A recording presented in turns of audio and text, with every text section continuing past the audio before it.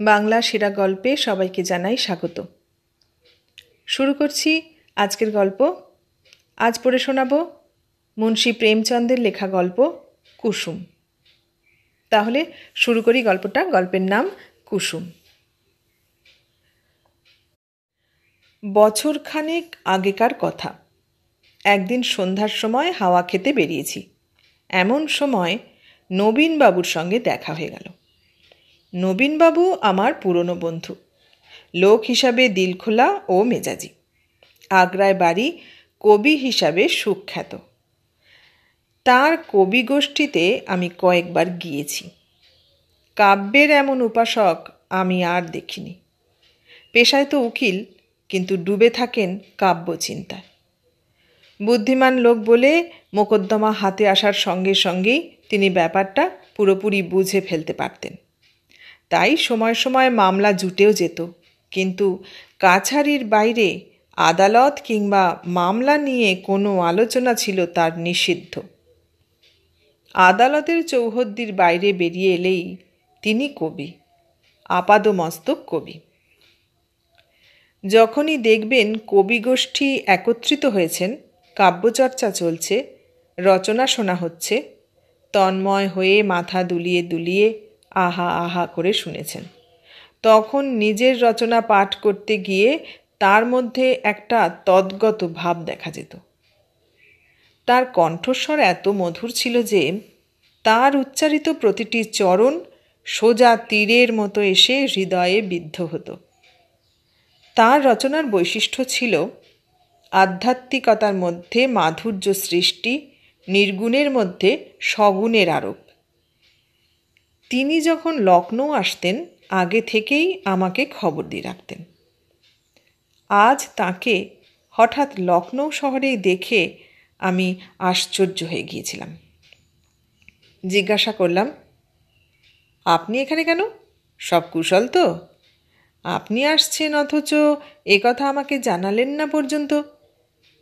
তিনি বললেন, একটা ঝামেলায় জড়িয়ে পড়েছি ভাই, আপনাকে আগে থেকে জানানোর সময় ছিল না। আর আপনার বাড়ি তো নিজের বাড়ি বলেই মনে করি। আপনি আমার জন্য বিশেষ ব্যবস্থা করবেন, এই আনুষ্ঠানিকতার কী প্রয়োজন? আমি একটা জরুরি ব্যাপারে আপনাকে কষ্ট দিতে এসেছি। এবেলার ভ্রমণ বন্ধ রেখে আগে চলুন, আমার বিপত্তির কথা শুনবেন। আমি ঘাবড়ে গিয়ে বললাম, আপনি তো আমাকে চিন্তায় ফেলে দিলেন। আপনার আবার বিপদ? আমার তো বুক শুকিয়ে যাচ্ছে। বাড়ি চলুন, মন শান্ত হলে বলবো। ছেলেপুলে ভালো আছে তো? হ্যাঁ, সবাই ভালো আছে, ওসব কিছু হয়নি। তাহলে চলুন, রেস্তোরাঁয় বসে কিছু জলখাবার তো খেয়ে নিন। না ভাই, এই অবস্থায় কিছু মুখে রুজবে না। আমরা দুজনেই বাড়ির দিকে রওনা হলাম। বাড়ি পৌঁছে তার হাত মুখ ধোয়া হলে শরবত খাওয়ালাম। এলাচ পান খেয়ে তিনি তার বিপত্তির কথা বলতে শুরু করলেন। কুসুমের বিয়েতে তো আপনি গিয়েই ছিলেন। বিয়ের আগে আপনি ওকে দেখেও ছিলেন। আমার ধারণা, কোনো সরল প্রকৃতির যুবককে আকর্ষণ করার জন্য যেসব গুণের প্রয়োজন তা সবই তার রয়েছে। আপনার কি মনে হয়? আমি সঙ্গে সঙ্গে জবাব দিলাম, আমি কুসুমকে আপনার থেকেও বেশি তারিফ করি। এমন লজ্জাশীল, সুন্দর, ভদ্র ও হাসি খুশি মেয়ে আমি দ্বিতীয় আর দেখিনি। নবীনবাবু করুণ স্বরে বললেন, এই কুসুমই আজ তার স্বামীর নির্দয় ব্যবহারের জন্য কেঁদে কেঁদে মরে যেতে বসেছে। তার গওনা হয়েছে আজ প্রায় 1 বছর হতে চলল। এর মধ্যে সে 3 বার শ্বশুর বাড়ি গেছে, কিন্তু তার স্বামী তার সঙ্গে কথাই বলছে না। তার চেহারাই সে সহ্য করতে পারছে না। আমি কতবার চেয়েছি তাকে ডেকে এনে দুজনের মধ্যে সব মিটমাট করে দেব, কিন্তু না সে আসছে, না আমার পত্রের জবাব দিচ্ছে। কে জানে কোথায় কি আটকাচ্ছে, যার জন্যে এমন নিষ্ঠুরভাবে সে মুখ ফিরিয়ে নিচ্ছে। এখন শুনছি তার দ্বিতীয়বার বিবাহ হবে। কুসুমের অবস্থা ক্রমেই খারাপ হচ্ছে। আপনি মনে হয় তাকে দেখে চিনতেই পারবেন না। দিন রাত কান্না ছাড়া তার আর কোনো কাজ নেই। এর থেকেই আমার কষ্টের ব্যাপারটা আপনি অনুমান করতে পারবেন। জীবনের সমস্ত আকাঙ্ক্ষার অবসান হতে বসেছে। ঈশ্বর আমাদের পুত্র সন্তান দেননি, তবে কুসুমকে পেয়ে আমরা সন্তুষ্টি ছিলাম এবং নিজেদের ধন্য মনে করতাম। তাকে কত আদর যত্নে মানুষ করেছি, কখনো তাকে ফুলের ঘা পর্যন্ত দিইনি। তার শিক্ষা দীক্ষার ব্যাপারে কোনো দিন কিছু বলিনি। সে বিয়ে পাশ করেনি বটে, কিন্তু চিন্তায়, গভীরতায় এবং জ্ঞানের দিক থেকে সে কোনো উচ্চশিক্ষিতা মহিলার চেয়ে কম নয়। আপনি ওর লেখা দেখেছেন? আমার মনে হয় খুব কম মহিলাই ওর মতো লিখতে পারবে। সমাজ, ধর্ম, নীতি সব বিষয়েই তার মত খুব পরিষ্কার। তর্কে সে এত দক্ষ যে আমি আশ্চর্য হয়ে যাই। ঘরের কাজে সে এত পটু যে আমার বাড়ির প্রায় সব কিছুই ওর হাতে ছিল। কিন্তু তার স্বামীর চোখে সে পায়ের ধুলোর যোগ্যও নয়। বারবার জিজ্ঞাসা করেছি, তুই কি ওকে কিছু বলেছিস? ব্যাপারটা কি? কেন সে তোর প্রতি এত উদাসীন? এর জবাবে কেঁদে সে কথাই বলে, উনি তো কোনোদিন আমার সঙ্গে কোনো কথাই বলেননি। আমার মনে হয় কি, প্রথম দিনই দুজনের মধ্যে কোনো মনোমালিন্য হয়ে গেছে। সে হয়তো কুসুমের কাছে সে কিছু জিজ্ঞাসা করেছিল, হয়তো কুসুম লাজুক, ব্যাস তাতেই হয়তো পতিদেব রুষ্ট হয়ে গেলেন। আমি তো কল্পনাই করতে পারি না যে কুসুমের মতো মেয়ের প্রতি কোনো পুরুষ উদাসীন থাকতে পারে। কিন্তু দুর্ভাগ্য কি করে আটকানো যায়? স্বামীকে অভাগী কত চিঠি লিখেছে, তবু সেই নিষ্ঠুর তার একটারও জবাব দেয়নি। সব চিঠি ফেরত পাঠিয়ে দিয়েছে। আমার বুদ্ধিতে আসছে না কি করে এই পাষাণ হৃদয়কে গলানো যায়। আমি তো এখন নিজে ওকে কিচ্ছু লিখতে পারবো না। আপনি কুসুমকে বাঁচান, নয়তো শীঘ্রই ও বেচারি মারা যাবে, আর তার সঙ্গে আমরা দুটি প্রাণীও শেষ হয়ে যাব। তার কষ্ট এখন আর চোখে দেখা যায় না। নবীনবাবুর চোখ সজল হয়ে উঠল। আমারও খুব দুঃখ হলো। তাকে সান্ত্বনা দিতে গিয়ে বললাম, আপনি এতদিন এই চিন্তা নিয়ে রয়েছেন, আমাকে আগে কিছু বলেননি কেন? আমি আজই মোরাদাবাদ যাব আর ওই ছোকরাকে এমন শিক্ষা দেব যে সে মনে রাখবে। ছোকরাকে জোর করে টানতে টানতে নিয়ে এসে কুসুমের পায়ের উপর ফেলে দেব। নবীনবাবু আমার আত্মবিশ্বাস দেখে হেসে বললেন, আপনি ওকে কি বলবেন? সেটা জিজ্ঞাসা করবেন না। বশীকরণের যত মন্ত্র আছে তার সবই পরীক্ষা করব। তাহলে আপনি কখনো সফল হবেন না। সে এত ভদ্র, এত নম্র, এত প্রসন্নমুখ, এত মধুরভাষী যে আপনি ওর ওখান থেকে তার ভক্ত হয়ে ফিরে আসবেন। সে সব সময় আপনার সামনে হাত জোর করে দাঁড়িয়ে থাকবে। আপনার সমস্ত কঠোরতা শান্ত হয়ে যাবে। আপনার সামনে এখন একটাই রাস্তা। আপনার কলমে আছে জাদু। আপনি কত ছেলেকে সৎপথে ফিরিয়ে এনেছেন। মানুষের মনের সুপ্ত মানবতাকে জাগানো আপনার কাজ।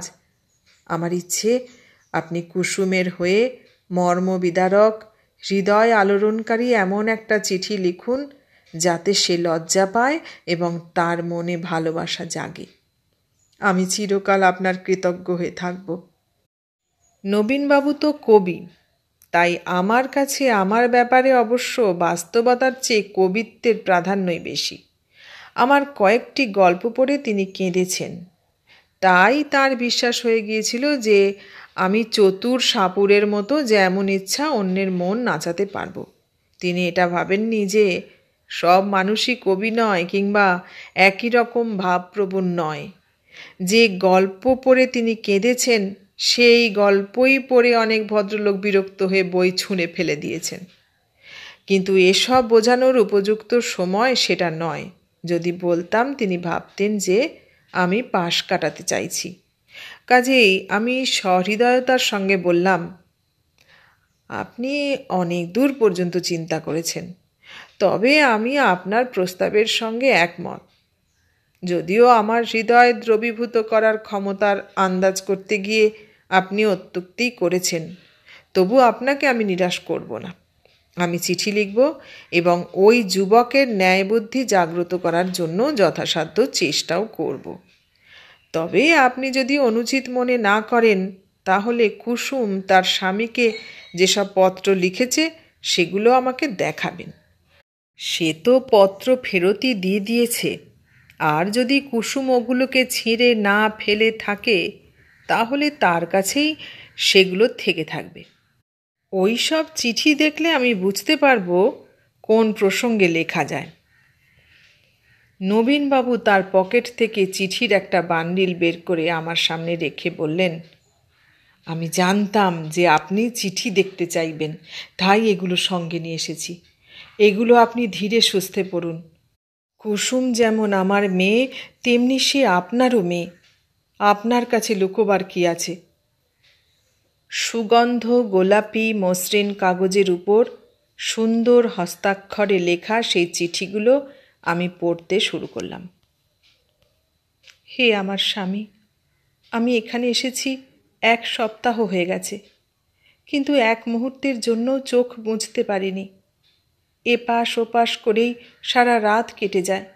বারে বারে ভাবি, আমার কি এমন অপরাধ হয়েছে যে আপনি আমাকে এমন সাজা দিচ্ছেন? আপনি আমাকে তিরস্কার করুন, বকুন, অভিশাপ দিন, ইচ্ছে হলে আমার কান মুলে দিন। আমি এসব শাস্তি আনন্দের সঙ্গে মাথা পেতে নেব, কিন্তু এই নিষ্ঠুরতা সহ্য করতে পারছি না। আমি আপনার কাছে 1 সপ্তাহ ছিলাম। ভগবান জানেন কত আশা নিয়ে গিয়েছিলাম। আমি কত ভেবেছি আপনাকে কিছু জিজ্ঞাসা করি, আপনার কাছে আমার অপরাধের জন্য ক্ষমা প্রার্থনা করি, কিন্তু আপনি তো আমার ছায়া থেকেও পালিয়ে বেড়াতেন, তাই আমার কোনো সুযোগই হয়নি। আপনার হয়তো মনে আছে যে দুপুরে যখন বাড়ির সব লোক ঘুমিয়ে পড়ত, আমি তখন আপনার ঘরে গিয়ে ঘন্টার পর ঘন্টা মাথা নিচু করে দাঁড়িয়ে থাকতাম, কিন্তু আপনি কখনো চোখ তুলে তাকাতেন না। তখন আমার মনের অবস্থা কী হতো তা আপনি কখনো অনুমান করতে পারবেন না। আমার মতো অভাগিনীরা এর কিছুটা অনুমান করতে পারে। আমি আমার বান্ধবীদের কাছ থেকে ফুলশয্যা রাত্রির কথা শুনে শুনে কল্পনায় যে সুখ স্বর্গ রচনা করেছিলাম, আপনি তা কি নির্দয়তার সঙ্গে নষ্ট করে দিলেন। আমি আপনাকে জিজ্ঞাসা করছি, আপনার উপর কি আমার কোনো অধিকার নেই? আদালতও অপরাধীর দণ্ড দেয়, তার জন্য তার বিরুদ্ধে অভিযোগ আনা হয়, সাক্ষ্য গ্রহণ করা হয়, শুনানি হয়। আপনি তো কিছু জিজ্ঞাসাই করেননি। যদি আমি আমার অপরাধ জানতে পারতাম, তবে ভবিষ্যতের জন্য সচেতন হতে পারতাম। আপনার চরণে মাথা রেখে বলতে পারতাম, আমাকে ক্ষমা করুন। আমি শপথ করে বলছি, কেন যে আপনি রুষ্ট হলেন আমি তার কিছুই জানি না। সম্ভবত আপনি আপনার স্ত্রীর মধ্যে যেসব গুণের সমাবেশ আশা করেছিলেন তা আমার মধ্যে নেই। সত্যি, আমি ইংরেজি পড়িনি, ইংরেজি সমাজের রীতিনীতি জানি না, ইংরেজি খেলাধুলোও জানি না। হয়তো আমার মধ্যে আরও অনেক ত্রুটি থাকতে পারে। আমি জানি আমি আপনার যোগ্য নই। আমার চেয়ে আরও রূপসী, গুণবতী ও বুদ্ধিমতী স্ত্রী আপনার প্রয়োজন ছিল। কিন্তু হে আমার দেবতা, দণ্ড তো হওয়া উচিত অপরাধের জন্য, ত্রুটির জন্য নয়। আর আমি তো আপনার আদেশ মতো চলতে প্রস্তুত। আপনি একটু সদয় হন, দেখবেন আমি আমার ত্রুটি কত দ্রুত সংশোধন করে নিই। আপনার প্রেম কটাক্ষ আমার রূপকে প্রদীপ্ত, আমার বুদ্ধিকে তীক্ষ্ণ ও আমার ভাগ্যকে সুদৃঢ় করে তুলবে। আপনার ভালোবাসা লাভ করলে আমার নবজন্ম হবে। স্বামী, আপনি কি ভেবে দেখেছেন কার উপর আপনি এই ক্রোধ করছেন? এক অবলা নারী যে আপনার চরণে প্রণত হয়ে আপনার কাছে ক্ষমা প্রার্থনা করছে, যে জন্ম জন্মান্তরের জন্য আপনার দাসী, সে কি এই ক্রোধ সহ্য করতে পারে? আমার মন খুব দুর্বল। আমাকে কাঁদিয়ে অনুশোচনা ছাড়া আপনার আর কী লাভ হবে? এই ক্রোধাগ্নির এক স্ফুলিঙ্গ আমাকে ভস্ম করে দেবার পক্ষে যথেষ্ট। যদি আপনি চান যে আমার মৃত্যু হওয়া বাঞ্ছনীয়, তবে আমি মৃত্যুর জন্য প্রস্তুত। কেবল আপনার একটু ইঙ্গিত চাইছি। যদি আমার মৃত্যুতে আপনার মন প্রসন্ন হয়, তাহলে অত্যন্ত আনন্দের সঙ্গে আমি আমাকে আপনার চরণে সমর্পিত করে দেব। তবে একটা কথা না বলে পারছি না যে আমার মধ্যে সহস্র দোষ থাকলেও একটা গুণ রয়েছে। আমার বিশ্বাস, আপনার সেবা আমি যতটা করতে পারবো আর কোনো স্ত্রী তা পারবে না। আপনি বিদ্বান, আপনি উদার, আপনি মনোবিজ্ঞানের পণ্ডিত। আপনার দাসী আপনার সামনে দাঁড়িয়ে দয়া ভিক্ষা করছে। আপনি কি তাকে দ্বার থেকে ফিরিয়ে দেবেন? আপনার অপরাধিনী, কুসুম। এই চিঠি পড়ে আমার শরীর রোমাঞ্চিত হয়ে উঠল। কোনো স্ত্রী যে অসহায়ের মতো এতটা অনুনয় বিনয় করতে বাধ্য হবে, তা আমার কাছে অসহ্য মনে হলো। পুরুষ যদি স্ত্রীর প্রতি উদাসীনতা দেখায়, তবে স্ত্রী কেন তাকে পরিত্যাগ করে চলে যেতে পারবেন না? ওই পাজি লোকটা মনে করেছে যে বিবাহ এই মহিলাকে বাঁধি বানিয়ে দিয়েছে। অবলা নারীর উপর সে যত অত্যাচারই করুক, কেউ তাকে থামাতে পারবে না, কেউ টু শব্দটি করতে পারবে না। পুরুষ নিজে দ্বিতীয়, তৃতীয়, চতুর্থ বিবাহ করতে পারবে, অথচ স্ত্রীর সঙ্গে কোনো সম্পর্ক না রেখেও সেই রকম কঠোর শাসন চালাতে পারবে। সে জানে স্ত্রী কুলমর্যাদার বন্ধনে বাঁধা, তার কেঁদে কেঁদে মরে যাওয়া ছাড়া আর কোনো উপায় নেই। তবে যদি তার এই ভয় থাকতো যে তার স্ত্রীও তাকে তার জবাব ইটের বদলে পাথর না হোক, ইটও না হোক, অন্তত থাপ্পড় কষিয়ে দিতে পারে, তাহলে কখনো তার এই বদমাইশি করার সাহস হতো না। বেচারা স্ত্রী কত অসহায়! আমি যদি কুসুমের জায়গায় থাকতাম, তাহলে এই নিষ্ঠুরতার জবাব 10 গুণ কঠোরতার সঙ্গে দিতাম। তার বুকে পাথর ভাঙতাম, লোক লজ্জার তোয়াক্কাই রাখতাম না। সমাজ অবলার উপর এত জুলুম সহ্য করে, অথচ একটা টু শব্দও করে না। কাজেই তার হাসি বা কান্নার কোনো পরোয়াই করব না। আরে অভাগা যুবক, তুই কি বুঝতে পারছিস না যে তুই ভবিষ্যতের গলায় কেমন নিষ্ঠুরের মতো ছুরি চালাচ্ছিস? এটা হলো এমন একটা সময় যখন পুরুষকে তার নিজের ভালোবাসার ভাণ্ডার খুলে স্ত্রীকে, মা বাবা, ভাই বোন, সখী বান্ধবী সকলের প্রেমের পূর্ণতা দিয়ে ভালোবাসতে হয়। যদি পুরুষের সে সামর্থ্য না থাকে, তাহলে স্ত্রীর ক্ষুধিত হৃদয়কে সে কি করে খুশি করবে? পরিণাম সচরাচর যা হবার তাই হয়। অবলা স্ত্রী দগ্ধে দগ্ধে শেষ হয়ে যায়। এটা এমন সময়, যে সময়ের স্মৃতি সারা জীবনের মধুর সঞ্চয়। স্ত্রীর প্রেম তৃষ্ণা এত প্রবল যে সে পতির ভালোবাসা পেয়ে নিজের দুঃখ কষ্টকে হাসি মুখে সহ্য করে যায়। এটা এমন সময় যখন হৃদয়ে প্রেমের বসন্ত সমাগম হয় এবং তাতে নতুন নতুন আশা, কোকিলের আবির্ভাব ঘটে। এমন নির্দয় কে আছে যে এই ঋতুতে এই বৃক্ষে কুঠারাঘাত করে? এটা এমন সময় যখন শিকারী পাখিকে তার নীড় থেকে ধরে নিয়ে পিঞ্জরাবদ্ধ করে রাখে। আচ্ছা, সে কি তার গলায় ছুরি চালিয়ে তার মধুর গান শোনার প্রত্যাশা করতে পারে? আমি দ্বিতীয় পত্র পড়া শুরু করলাম। হে আমার জীবনধন, 2 সপ্তাহ জবাবের প্রতীক্ষা করে আজ আবার অভিযোগ জানাতে বসেছি। যখন ওই চিঠিটা লিখেছিলাম, তখন আমার মন বলছিল যে তার উত্তর অবশ্যই পাব। তখন অসম্ভবের স্থলে আশাকে মনে স্থান দিয়েছিলাম। এখনও আমার মন এটা মানতে রাজি নয় যে আপনি ইচ্ছাকৃতভাবেই ওই চিঠির উত্তর দেননি। হয়তো আপনি সময় পাননি। ঈশ্বর না করুন আপনি অসুস্থ হয়ে পড়েননি তো? কাকে জিজ্ঞাসা করব? এ কথা মনে হতেই ভয়ে আমার বুক কাঁপছে। ঈশ্বরের কাছে আমার প্রার্থনা, আপনি প্রসন্ন ও সুস্থ থাকুন। আমাকে চিঠি লিখবেন না, নাই লিখলেন। আমি তো কাঁদতে কাঁদতে একসময় চুপ করবই। আমি ঈশ্বরের নামে শপথ করে বলছি, আপনার যদি কোনো প্রকার কষ্ট হয়ে থাকে, আমাকে তাড়াতাড়ি 2 ছত্র লিখে জানাবেন। আমি কাউকে না কাউকে সঙ্গে নিয়ে চলে যাব। আত্মসম্মান ও সামাজিক প্রথার বেড়াজালে পড়ে আমি ভয় পাচ্ছি। এই অবস্থাতেও যদি আপনার সেবা থেকে আমাকে বঞ্চিত করেন, তাহলে আপনি আমার সেই অধিকার ছিনিয়ে নিচ্ছেন যা আমার জীবনের সবচেয়ে মূল্যবান বস্তু। আমি আপনার কাছ থেকে আর কিছু চাইছি না। আপনি আমাকে মোটা ভাত কাপড়ে রাখুন, আমার কোনো নালিশ থাকবে না। আপনার সঙ্গে থাকলে আমি নিদারুণ বিপদেও প্রসন্ন থাকতে পারব।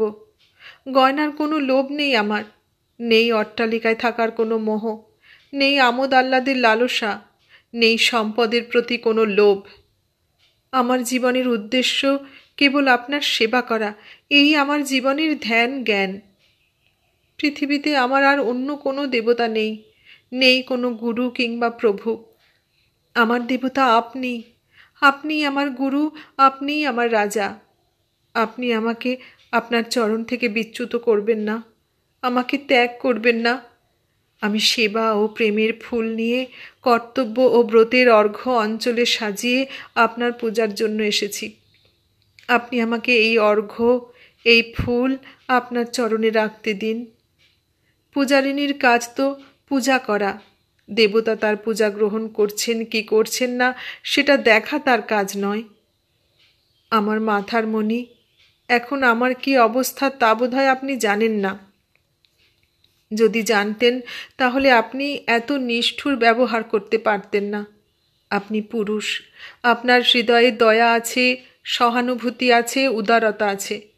আমি বিশ্বাস করতে পারছি না যে আমার মতো একজন তুচ্ছ ব্যক্তির উপর আপনি ক্রোধ করতে পারেন। আমি আপনার দয়ার যোগ্য। কত দুর্বল, কত সাধারণ, কত অসহায়। আপনি সূর্য, আমি অনু। আপনি অগ্নি, আমি তৃণ। আপনি রাজা, আমি ভিখারি। ক্রোধ তো দেখাতে হয় সমানে সমানে। আমি কি করে আপনার ক্রোধের আঘাত সহ্য করব?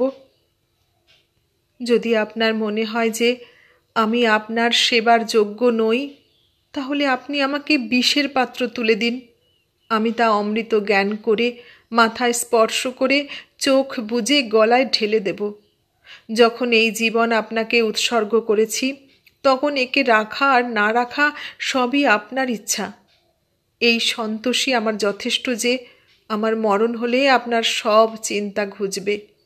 আমি শুধু এইটুকু জানি যে আমি আপনার এবং চিরকাল আপনারই থাকব, শুধু এই জন্মেই নয়, জন্মান্তরেও। অভাগিনী কুসুম। এই চিঠি পড়ে কুসুমের প্রতিও আমার বিরক্তি এলো, আর ওই ছোকরাকে তো ঘৃণা করতেই শুরু করলাম।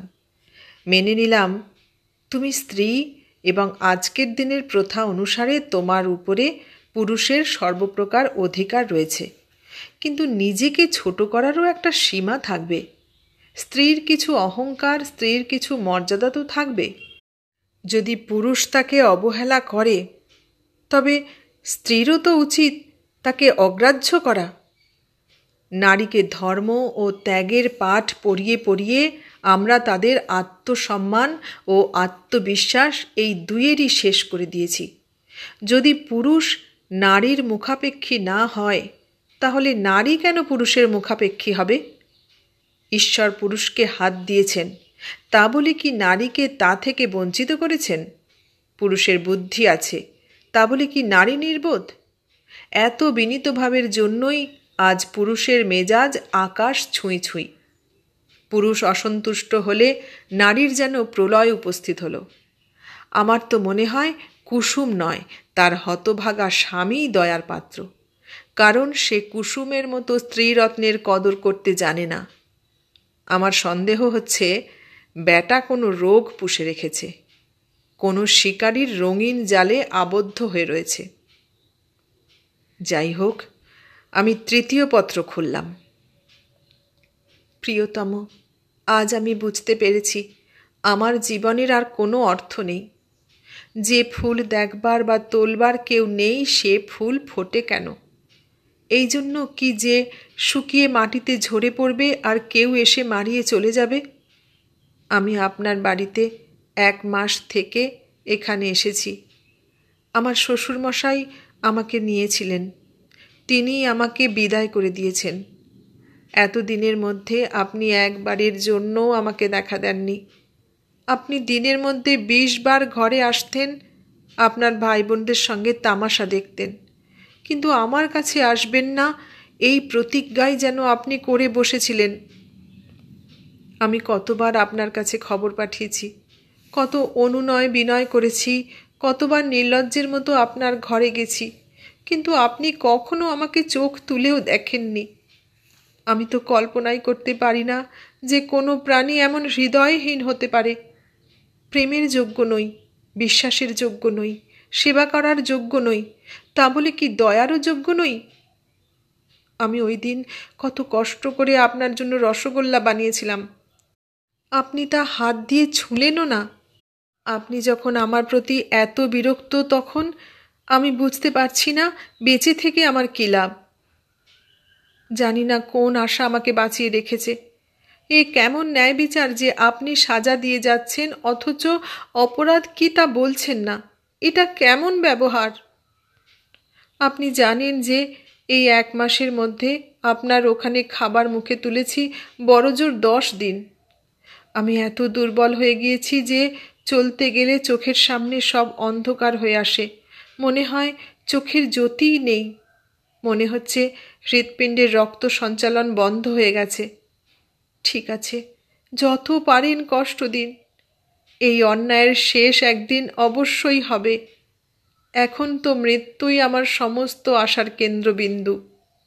এখন আমার মনে হচ্ছে আমার মৃত্যুর খবর পেয়ে আপনি উল্লাস করবেন আর স্বস্তির নিঃশ্বাস ফেলবেন। আপনার চোখ থেকে এক ফোঁটা জলও ঝরে পড়বে না। তবে এতে আপনার দোষ নেই, আমারই দুর্ভাগ্য। আগের জন্মে আমি নিশ্চয়ই কোনো মহাপাপ কাজ করেছিলাম। আমি চাইছি আমিও আর আপনার পরোয়া করব না। আপনার মতোই আমিও চোখ ফিরিয়ে নেব, মুখ ফিরিয়ে নেব, মনও ফিরিয়ে নেব। কিন্তু কেন জানি সে শক্তি আমার নেই। লতা কি গাছের মতো দাঁড়িয়ে থাকতে পারে? গাছের কোনো অবলম্বন দরকার হয় না। লতা সেই শক্তি কোথায় পাবে? লতাকে তো গাছের সঙ্গে জড়িয়ে থাকার জন্যই সৃষ্টি করা হয়েছে। তাকে গাছ থেকে পৃথক করে দিন, সে শুকিয়ে যাবে। আমি আপনার থেকে নিজের পৃথক অস্তিত্ব কল্পনাই করতে পারি না। আমার জীবনের প্রতি পদক্ষেপে, প্রত্যেক ভাবনায়, প্রতি ইচ্ছায় আপনি মূর্ত হয়ে রয়েছেন। আমার জীবন সেই বৃত্ত যার কেন্দ্র আপনি। আমি গলার সেই মালা যার প্রত্যেকটি ফুল আপনি সুতো হয়ে গেঁথে রেখেছেন। ওই সুতো ছাড়া মালার ফুল মাটিতে ঝরে পড়বে আর ধুলোয় মিশে যাবে। স্বর্ণ বলে আমার এক বান্ধবী আছে। এবছর তার বিয়ে হয়েছে। তার স্বামী যখন শ্বশুরবাড়ি আসে, মাটিতে আর স্বর্ণর পা পড়ে না। দিনের মধ্যে কতবার তার রূপ বদলায়। তার পদ্মমুখ যেন প্রস্ফুটিত হয়ে পড়ে, আনন্দ ধরে রাখতে পারে না। সেই আনন্দ আমার মতো অভাগীর জন্য সে বিলোতে বিলোতে যায়। যখন সে এসে আমার গলা জড়িয়ে ধরে, তখন আমি হর্ষ ও আনন্দের অশ্রুধারায় সিক্ত হয়ে যাই। দুজনেই প্রেমে উন্মাদ। ওদের ধন নেই, সম্পত্তি নেই, ওরা দারিদ্র্যেই আনন্দিত। এটা হলো অখণ্ড ভালোবাসার এক মুহূর্ত। জগতে কোনো বস্তুর সঙ্গে এর তুলনা করা যেতে পারে? আমি জানি এই আনন্দ, এই চিত্ত ভাবনাহীন অবস্থা বেশি দিন থাকবে না। জীবনের সমস্যা, নিরাশা এদেরও পরাস্ত করবে। কিন্তু এই মধুর স্মৃতি সঞ্চিত সম্পদের মতো জীবনের শেষ দিন পর্যন্ত তাদের সম্বল হয়ে থাকবে। ভালোবাসার রসে ডুবানো শুকনো রুটি, ভালোবাসার রঙে রাঙানো মোটা কাপড় ও ভালোবাসার ঔজ্জ্বল্যে উদ্ভাসিত পর্ণকুটির, সমস্ত দুঃখের মধ্যেও তাদের সেই স্বাদ, সেই শোভা ও সেই প্রশান্তি এনে দেয় যা সম্ভবত স্বর্গলোকে দেবতাদের ভাগ্যেও জোটে না। যখন স্বর্ণর স্বামী বাড়ি ফিরে যায়, তখন সে ফুঁপিয়ে ফুঁপিয়ে এমন কাঁদে যে আমার মন একেবারে আর্দ্র হয়ে ওঠে। স্বামীর চিঠি এলে মনে হয় কি জানি তার হাতে এলো। তার কান্নায়, তার অক্ষমতায়, এমনকি তার অভিযোগের মধ্যেও একটা বিশেষ স্বাদ, একটা বিশেষ রস অনুভব করা যায়। তার চোখের জলের উৎস হল ব্যগ্রতা ও বিহ্বলতা, আর আমার চোখের জল নিরাশা ও দুঃখের। তার ব্যাকুলতায় রয়েছে প্রতীক্ষা ও আনন্দ, আর আমার ব্যাকুলতায় দীনতা আর পরাধীনতা। তার অভিযোগে রয়েছে অধিকারবোধ ও মমতা, আর আমার অভিযোগে অবসাদ ও ক্রন্দন। চিঠি বড় হয়ে যাচ্ছে, অথচ মনের বোঝা হালকা হচ্ছে না। ভয়ানক গরম পড়েছে। বাবা আমাকে মুসৌরি নিয়ে যাবার কথা ভাবছেন। আমার রুগ্নতা দেখে ওরা টিবি সন্দেহ করছেন। বাবা জানেন না যে আমার জন্য মুসৌরি কেন, স্বর্গও জেলখানা। অভাগিনী কুসুম। হে আমার পাথরের দেবতা, কাল মুসৌরি থেকে ফিরে এসেছি। লোকে বলে মুসৌরি খুব স্বাস্থ্যকর ও রমণীয় স্থান। হবে হয়তো। আমি তো একদিনও ঘর থেকে বাইরে বেরোইনি। ভগ্ন হৃদয়ের কাছে সমস্ত জগৎ সংসার শ্মশান তুল্য। আমি রাত্রে এক মজার স্বপ্ন দেখেছি। বলবো? কি লাভ? জানি না কেন আমি এখনও মৃত্যুকে ভয় পাচ্ছি। আশার দুর্বল সুতো এখনও আমার জীবনকে বেঁধে রেখেছে। জীবন উদ্যানের দ্বার পর্যন্ত গিয়ে ভ্রমণ না করে ফিরে আসা কতই না হতাশার। ভিতরে কত সৌন্দর্য, কত আনন্দ, আর আমার জন্য সে দ্বার রুদ্ধ। কত আশা নিয়ে ভ্রমণের আনন্দ পাব বলে গিয়েছিলাম, কত তার প্রস্তুতি, কিন্তু পৌঁছনোর সঙ্গে সঙ্গে দ্বার রুদ্ধ হয়ে গেল। আচ্ছা বলুন তো, আমি মরে গেলে আমার মৃতদেহের উপর আপনি কি 2 ফোঁটা চোখের জল ফেলবেন? সারা জীবনের জন্য যার ভার নিয়েছিলেন, বরাবরের জন্য যার হাতে হাত রেখেছিলেন, তার জন্য কি এতটুকু উদারতাও দেখাবেন না? মুমূর্ষুর অপরাধ সবাই ক্ষমা করে দেয়, আপনিও ক্ষমা করে দেবেন। এসে আমার সব দেহ আপনার হাতে স্নান করাবেন, আপনার হাতেই সিঁথিতে সিঁদুর দেবেন, আপনার হাতেই চুড়ি পরাবেন, আপনার হাতেই আমার মুখে গঙ্গা জল দেবেন, 2-4 পা কাঁধে নিয়ে যাবেন। ব্যাস, আমার আত্মা তৃপ্ত হয়ে যাবে এবং আপনাকে আশীর্বাদ জানাবে। আমি কথা দিচ্ছি, ভগবানের দরবারে আমি আপনার যশগান করব। কি এটাও কি খুব বেশি দাবি? এইটুকু করলেই আপনি আপনার সমস্ত দায় দায়িত্ব থেকে মুক্ত হয়ে যেতে পারছেন। যদি বিশ্বাস করতে পারতাম যে আপনি এই শিষ্টাচারটুকুও দেখাবেন, আর তাহলে আমি কত আনন্দের সঙ্গেই না মৃত্যুকে স্বাগত জানাতে পারি।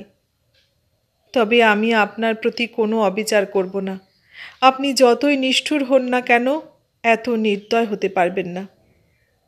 আমি জানি আপনি এই সংবাদ পেয়েই চলে আসবেন এবং সম্ভবত 1 মুহূর্তের জন্য হলেও আমার শোকাবহ মৃত্যুতে আপনি অশ্রুপাত করবেন। আমার জীবনে এই শুভ মুহূর্ত সত্যি যদি আসতো। আচ্ছা, একটা কথা জিজ্ঞাসা করব, বিরক্ত হবেন না? আমার যে জায়গা ছিল তা কি অন্য কোনো সৌভাগ্যমতী দখল করে নিয়েছেন? যদি তাই ঘটে থাকে তবে অভিনন্দন জানাচ্ছি। তার ছবিটা আমাকে একটু পাঠিয়ে দেবেন। আমি তার পূজা করব, তার পায়ে মাথা নত করব। আমি যে দেবতাকে প্রসন্ন করতে পারিনি, সে তাকে তুষ্ট করে বর লাভ করেছে। এই রকম সৌভাগ্যবতীর চরণামৃত পান করা উচিত। আমার আন্তরিক কামনা আপনি তার সঙ্গে সুখে থাকবেন।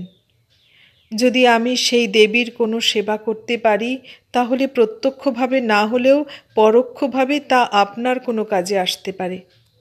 আপনি শুধু তার নাম ও ঠিকানাটা বলে দিন, আমি সঙ্গে সঙ্গে দৌড়ে তার কাছে গিয়ে বলবো, দেবী, আমি তোমার দাসী, কারণ তুমি আমার স্বামীর প্রেমিকা। তুমি আমাকে তোমার চরণে স্থান দাও। আমি তোমার জন্য পুষ্পসজ্জা রচনা করব। তোমার সিঁথি আমি মুক্তোয় ভরে দেব, তোমার পা টেনে নিয়ে আলতা পরাব। এই হবে আমার জীবনের সাধনা। আমি যন্ত্রণা ভোগ করব কিংবা কষ্ট পাবো তা ভেবো না।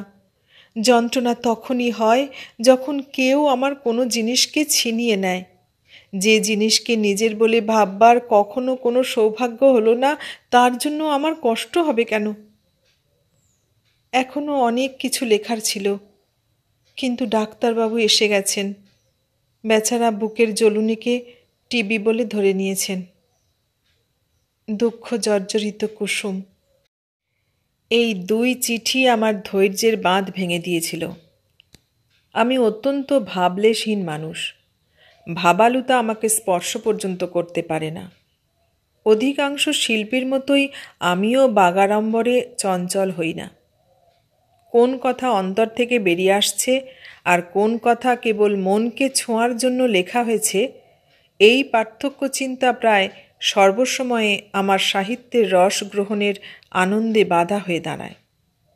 কিন্তু এই 2 চিঠি আমাকে একেবারে অস্থির করে ফেলল। এক জায়গায় তো সত্যি আমার চোখে জল এসে গিয়েছিল।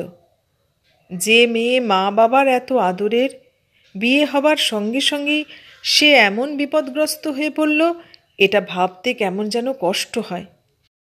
বিয়েই বা কী হলো? হলো যা, তা ওর চিতা সাজানো কিংবা মৃত্যুর পরোয়ানা লেখা। এতে অবশ্য সন্দেহ নেই যে এমন বৈবাহিক দুর্ঘটনা কমই ঘটে। তবে সমাজের বর্তমান অবস্থায় এরকম দুর্ঘটনার সম্ভাবনা থেকেই যাচ্ছে। যে পর্যন্ত স্ত্রী পুরুষের অধিকার সমান না হবে, ততদিন এরকমভাবেই নারী নির্যাতিত হতে থাকবে। দুর্বলকে অত্যাচার করা প্রাণী মাত্রেরই স্বভাব। পাগলা কুকুর থেকে লোকে দূরে সরে থাকে। এমনি কুকুরের সঙ্গে মজা করার জন্য ছেলেপুলেরা পাথর ছুঁড়ে মারে। তোমার 2 ভৃত্যের এক শ্রেণী, এদের মধ্যে কখনো ঝগড়া হবে না।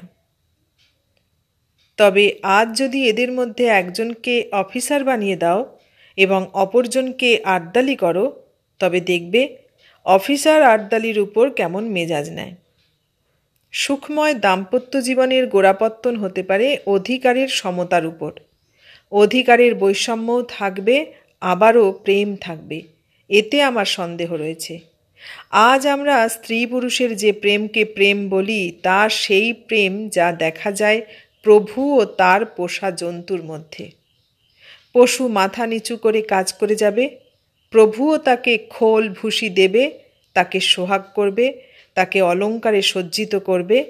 কিন্তু সেই পশু যদি কাজে একটু ঢিলে দেয়, একটু ঘাড় বাঁকায়, মালিকের চাবুক তার পিঠে পড়ে। একে প্রেম বলে না। যাই হোক, আমি 5ম চিঠি খুললাম। যা ভেবেছিলাম তাই। আপনি আমার আগের চিঠিরও জবাব দিলেন না। এর সোজা অর্থ হলো এই যে আপনি আমাকে পরিত্যাগ করার সংকল্প গ্রহণ করেছেন। আপনার যা অভিলাষ। পুরুষের কাছে স্ত্রী পায়ের জুতো, স্ত্রীর কাছে পুরুষ দেবতুল্য, হয়তো আরও বেশি। নারী তার বিবেক জাগ্রত হবার সঙ্গে সঙ্গেই স্বামীর কল্পনা শুরু করে। আমিও তাই করেছিলাম। যখন আমি পুতুল খেলতাম, তখনই আপনি পুতুলের রূপে আমার মনোদেশে প্রবেশ করেছিলেন। আমি পা ধুইয়ে মালা, ফুল আর নৈবেদ্য দিয়ে আপনার পূজা করতাম। কিছুদিন পর গল্প পড়া ও শোনার নেশা হলো। তখন গল্পের নায়ক রূপে আপনি আমার ঘরে প্রবেশ করলেন। আপনাকে আমি আমার হৃদয়ে স্থান দিলাম। বাল্যকাল থেকেই আপনি কোনো না কোনো রূপে আমার জীবনের মধ্যে প্রবেশ করেছিলেন। পরিশেষে ওই সব ভাবনা আমার মনের গভীরতম প্রদেশে পৌঁছে গিয়েছিল। আমার অস্তিত্বের প্রতিটি অণু-পরমাণু ওই সব ভাবনার সঙ্গে জড়িয়ে রয়েছে।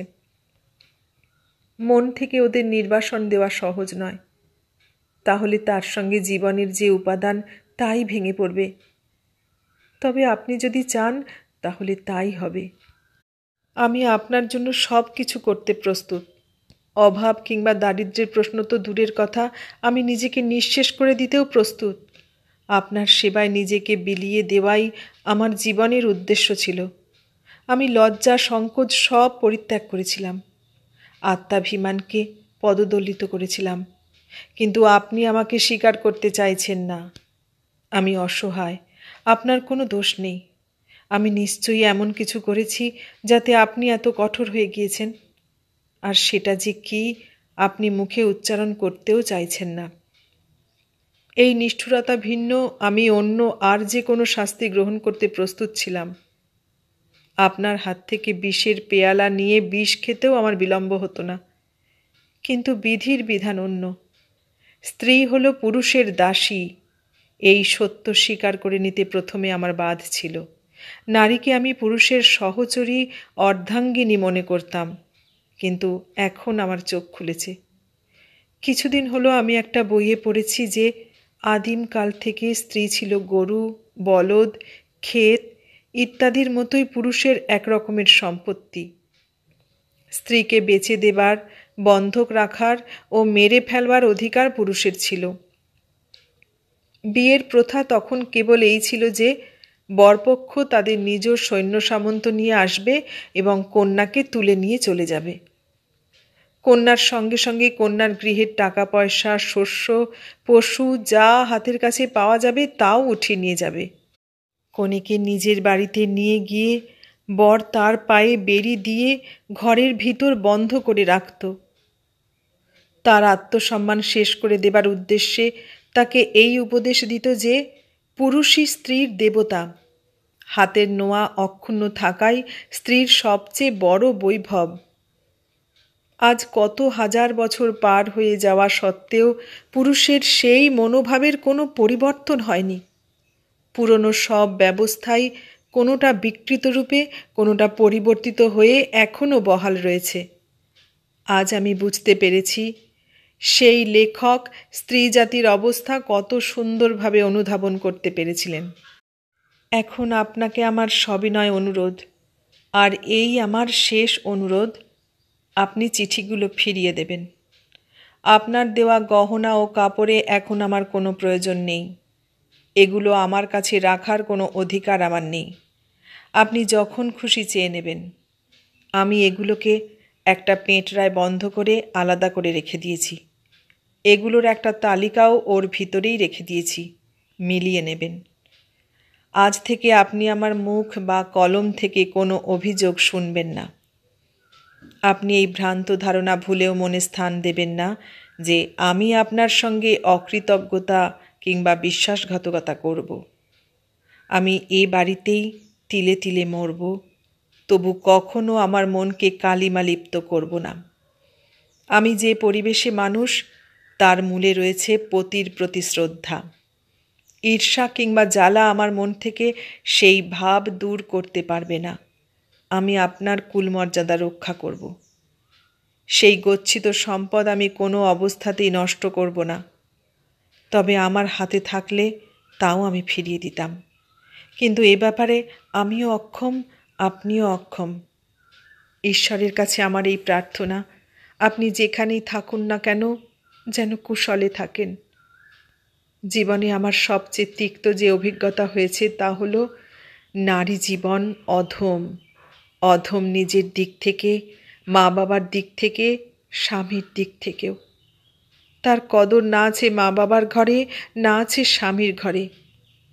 আমার আবাস এখন শোকাগারে পরিণত। মা কাঁদছে, বাবা কাঁদছে, আত্মীয় স্বজন কাঁদছে। আমার প্রিয় পরিজনদের কি মানসিক যন্ত্রণায় নাই ভুগতে হচ্ছে। তারা এখন নিত্য ভাবছেন এ মেয়ে এই বংশে জন্ম না নিলেই ভালো ছিল। কিন্তু সমস্ত দুনিয়া একদিকে চলে গেলেও আমার পক্ষে আপনাকে জয় করা সম্ভব হবে না।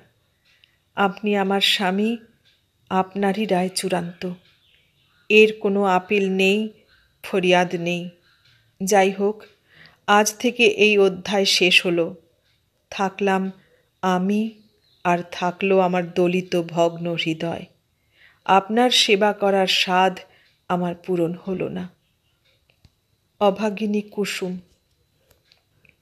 জানি না মুখ বেদনা নিয়ে আমি কতক্ষণে বসেছিলাম। নবীনবাবু বললেন, এই চিঠিগুলো পড়ে আপনি কি ঠিক করলেন?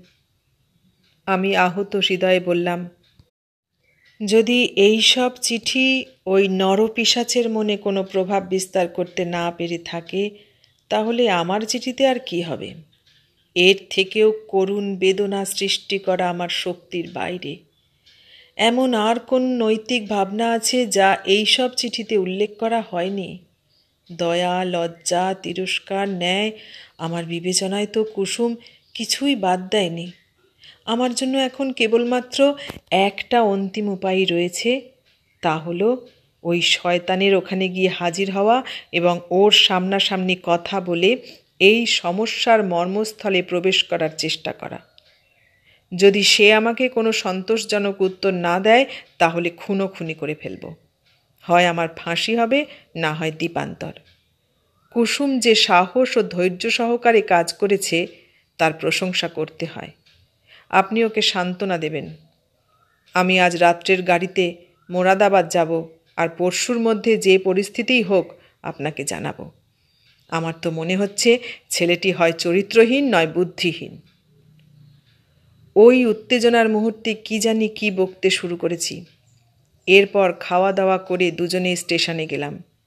তিনি গেলেন আগ্রা, আর আমি মোরাদাবাদের রাস্তা ধরলাম। আমি না আবার ক্রোশ বসে কোনো পাগলামি করে বসি, এই ভয়ে তার প্রাণ শুকিয়ে যাচ্ছিল। অনেক বোঝানোর পরে তার মন শান্ত হলো। আমি প্রাতঃকালে মোরাদাবাদ পৌঁছলাম ও খবর নিতে শুরু করলাম। ওই যুবকের চরিত্র সম্পর্কে আমার যা সন্দেহ হয়েছিল তা ভুল প্রমাণিত হলো। পাড়ায়, কলেজে, আত্মীয় স্বজনের মধ্যে সবাই তাকে প্রশংসা করছে। ব্যাপারটা যে আধারে ছিল তা যেন আরও গাঢ় হয়ে উঠেছে বলে মনে হলো। সন্ধ্যার সময় আমি তার বাড়ি পৌঁছলাম। যেরকম সহজভাবে দৌড়ে এসে সে আমার পা ছুঁয়ে প্রণাম করলো, তা আমি কখনো ভুলতে পারবো না। কথাবার্তায় এমন পটু, এত ভদ্র ও বিনম্র যুবক আমি কখনো দেখিনি।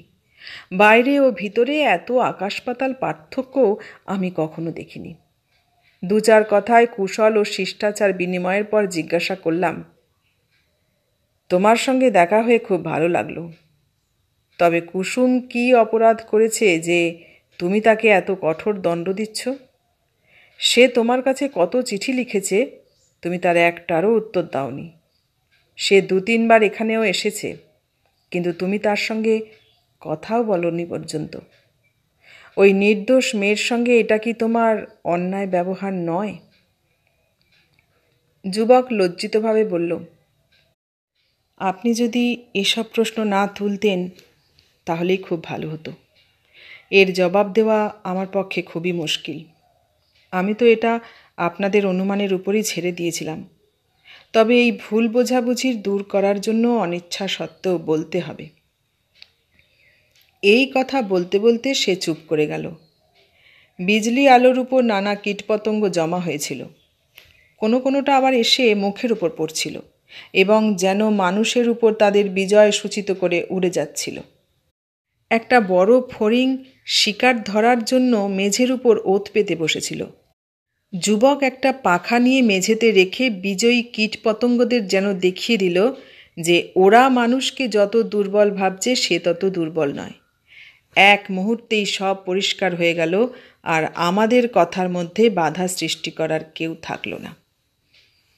যুবক সংকুচিত হয়ে বলল, হয়তো আপনি আমাকে অত্যন্ত লোভী, নীচ ও স্বার্থপর ভাববেন। তবে এটা ঠিকই যে এই বিয়েতে আমার প্রাণাপেক্ষা প্রিয় যে স্বাদ তার পূরণ হয়নি। বিয়েতে আমি খুব রাজি ছিলাম না, চাইছিলাম না নিজের পায়ে বেরিয়ে পড়ি। কিন্তু নবীনবাবু যখন ভীষণভাবে ধরলেন এবং তার কথা শুনে আমার আশা হলো যে তিনি সব রকমে আমার সহায়তা করতে প্রস্তুত, তখন রাজি হয়ে গিয়েছিলাম। কিন্তু বিয়ে হয়ে যাবার পর তিনি আর আমার কোনো খবরও নিলেন না। কবে নাগাদ আমাকে বিলাতে পাঠাবার ব্যবস্থা করবেন একটা চিঠি লিখে তার আভাসও দিলেন না। যদিও আমি তাকে আমার ইচ্ছা আগেই জানিয়েছিলাম, তবু তিনি আমাকে নিরাশ করাই উচিত মনে করলেন। তাঁর এই নির্দয়তা আমার সমস্ত স্বপ্ন ধুলোয় মিশিয়ে দিল। এখন LLB পাশ করে আদালতে গিয়ে জুতো ফটফট করা ছাড়া আমার আর কী বা করার আছে বলুন? আমি জিজ্ঞাসা করলাম, তুমি নবীনবাবুর কাছ থেকে আসলে কি চাইছো? লেনদেনের ব্যাপারে তো তিনি কিছু বলার সুযোগ দেননি। তোমাকে বিলাতে পাঠাবার খরচ বহন করা সম্ভবত তার ক্ষমতার বাইরে। যুবক মাথা নিচু করে বলল, এটা তো প্রথমেই আমাকে তার বলে দেওয়া উচিত ছিল। তাহলে কি বিয়েই করতাম? উনি যাই খরচ করে থাকুন না কেন, তাতে আমার কি উপকার হলো?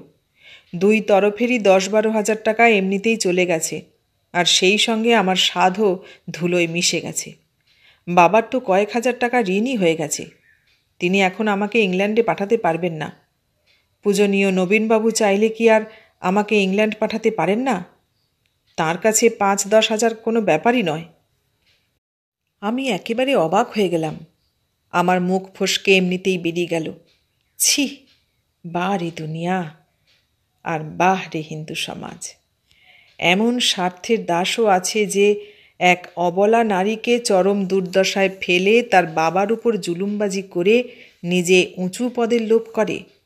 বিদ্যার্জনের জন্য বিদেশ যাওয়া দোষের নয়। ঈশ্বর যদি সামর্থ্য দেন, হেসে খেলে বিলাত যাও। কিন্তু পত্নীকে পরিত্যাগ করে শ্বশুরের উপর তার দায়িত্ব চাপানোর মতো নির্লজ্জতা আর কি আছে? নিজের মুরদে যদি যেতে পারতে, তাহলে আমরা তারিফ করতাম। এভাবে কারো ঘাড়ের উপর সওয়ার হয়ে আত্মসম্মান বিক্রি করে যাওয়া কি যাওয়া হলো? এই পামরের কাছে কুসুমের কোনো মূল্যই নেই। সে কেবল তার স্বার্থ সিদ্ধির বাহন। এরকম নীচ প্রকৃতির মানুষের সঙ্গে তর্ক করা বৃথা। পরিস্থিতির গুণে আমাদের টিকিট বাঁধা রয়েছে তারই হাতে। কাজেই তার পায়ে মাথা নোয়ানো ছাড়া আমাদের আর কোনো উপায় ছিল না। পরের গাড়িতে আমি আগ্রা ফিরে এসে নবীনবাবুকে সব বৃত্তান্ত জানালাম। সে বেচারা আর কি করে জানবে যে সব দায়ী তার ঘাড়ে চাপিয়ে দেওয়া হয়েছে। যদিও মন্দার বাজারে তার ওকালতিতেও ভাটা পড়েছিল এবং অনায়াসে 5-10 হাজার টাকা খরচ করা তার পক্ষে সম্ভব ছিল না। তবু ওই যুবক যদি তাকে এ ব্যাপারে একটা আভাসও দিত, তাহলেও তিনি কোনো না কোনো উপায় অবশ্যই করতেন। কুসুম ছাড়া আর কেই বা তার আছে? সে বেচারার তো এ ব্যাপারে কোনো ধারণাই ছিল না। কাজেই আমি যেমনি তাকে একথা জানালাম, অমনি তিনি বলে উঠলেন, ছি, এই একটা সাধারণ ব্যাপারে ছেলে এমন তুলকালাম করছে। আপনি আজই ওকে লিখে দিন যে সে যখন যেখানে পড়তে যেতে চায় বিনা দ্বিধায় যেতে পারে। আমি তার সমস্ত ভার নিতে রাজি আছি। সারাটা বছর এই পাষাণ ছেলেটা কুসুমকে কাঁদিয়ে কাঁদিয়ে মেরেছে। বাড়িতে এ নিয়ে কথা হলো। কুসুমও মার কাছ থেকে শুনল।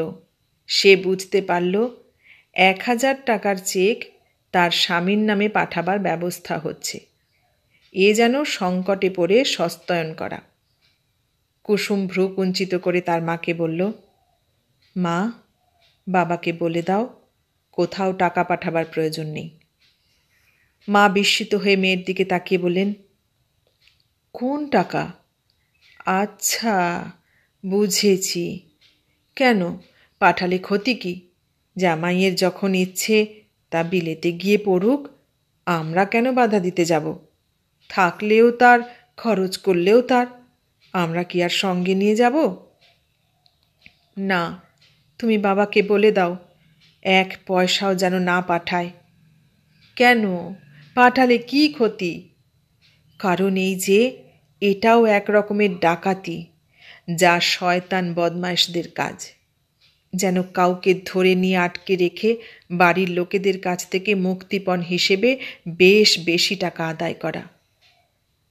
মা মেয়ের দিকে তিরস্কারের দৃষ্টিতে তাকালেন। কী রকম কথা বলছিস মা? এতদিন পরে যদিও বা দেবতা মুখ তুলে চাইলেন, তুই তাকে আবার বিগড়ে দিবি? কুসুম ঝাঁঝের সঙ্গে বলল, এরকম দেবতার রাগ করে থাকাই ভালো। যে লোক এত স্বার্থপর, এত দাম্ভিক, এত নীচ, তার সঙ্গে আমার পোষাবে না। আমি বলে দিচ্ছি, যদি টাকা পাঠানো হয় তাহলে আমি বিষ খাবো। এটাকে ঠাট্টা বলে মনে করো না। আমি এরকম লোকের মুখও দেখতে চাই না। বাবাকে বলে দিও। আর যদি তুমি ভয় পাও তাহলে আমি নিজেই বলবো। আমি স্বাধীন থাকার সংকল্প নিয়েছি। মা দেখলেন মেয়ের মুখমণ্ডল আরক্তিম হয়ে উঠেছে। এ ব্যাপার নিয়ে যেন আর সে কথা বাড়াতে রাজি নয়। পরের দিন নবীনবাবু আমাকে এ ব্যাপার জানালে আমি আত্মবিস্মৃতের মতো ছুটে গিয়ে কুসুমকে বুকে জড়িয়ে ধরলাম। নারীদের মধ্যে এই আত্মমর্যাদা বোধই আমি দেখতে চাই। কুসুম তাই করে দেখিয়েছে। আমার মনেও এই ছিল, কিন্তু তা খুলে বলার সাহস হয়নি আমার। 1 বছর পার হয়ে গিয়েছে। কুসুম তার স্বামীকে একটা চিঠিও লেখেনি। চিঠি লেখার ইচ্ছাও তার ছিল না। নবীনবাবু কয়েকবারই জামাইকে বুঝিয়ে সুঝিয়ে রাজি করাবার ইচ্ছা প্রকাশ করেছিলেন, কিন্তু কুসুম তার নাম পর্যন্ত শুনতে চায় না। তার মধ্যে স্বাবলম্বনের এমন দৃঢ়তা দেখে আশ্চর্য হতে হয়। আগে তার অনুজ্জ্বল মুখে ছিল রক্তহীন হতাশা আর বেদনা, এখন সেখানে আভাসিত হচ্ছে আত্মবিশ্বাস আর স্বাধীনতার লালিমা। এতক্ষণ শুনলে মুন্সী প্রেমচন্দের লেখা গল্প কুসুম। কেমন লাগলো গল্পটা? ভালো লাগলে লাইক, কমেন্ট, শেয়ার করো, আর নতুন বন্ধু হলে সাবস্ক্রাইব করার অনুরোধ রইল। সবাইকে অনেক ধন্যবাদ জানিয়ে আজ এখানেই শেষ করলাম।